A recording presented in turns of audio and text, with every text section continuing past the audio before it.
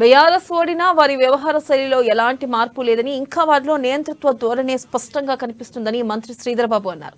నవ్విపోదురుగాక అన్నట్లుగా ఉంది బీఆర్ఎస్ తీరని ఎద్దేవా చేశారు. గాంధీ భవన్లో మంత్రి సీతక్కతో కలిసి ఆయన మీడియాతో మాట్లాడారు. 3550 రోజుల పాటు అధికారంలో ఉండి రాష్ట్రాన్ని అప్పుల కుప్పలుగా తయారు చేశారని ఆరోపించారు. కాంగ్రెస్ ప్రభుత్వం ఏర్పడి 35 రోజులు కూడా కాలేదని, అప్పుడే తామిచ్చిన హామీలపై బీఆర్ఎస్ నేతలు కామెంట్లు చేయడం సరికాదన్నారు. ఇప్పటికే ఇచ్చిన 6 హామీలను ఒక్కొక్కటిగా అమలు చేస్తున్నామని పేర్కొన్నారు. ఈలోపే ఎందుకు బీఆర్ఎస్ నేతలు గగ్గోలు పెడుతున్నారో అర్థం కావడం లేదని అన్నారు. 2014 నుంచి 2023 వరకు దాదాపు 3500 రోజులు ఈ రాష్ట్రాన్ని టిఆర్ఎస్ పార్టీ ప్రభుత్వం వారి నాయకులు పాలించడం జరిగింది. ప్రజలందరూ కూడా గమనించాలి. 3500 రోజులు వారు పాలించిండ్రు.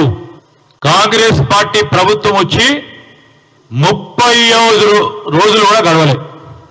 35 రోజులు 3500 రోజులు పాలించిన టిఆర్ఎస్ పార్టీ నాయకత్వాన్ని వేరే ఇతర పార్టీలు 35 రోజులు పాలిస్తే కూడా చూస్తూ ఓర్పుతో సహనంతో ఉండకుండా ఓర్వలేక నియంతృత్వ ధ్వనితో ఈ విధమైన కుతంత్ర పుస్తక రూపంలో మా మేనిఫెస్టోల పట్ల కక్ష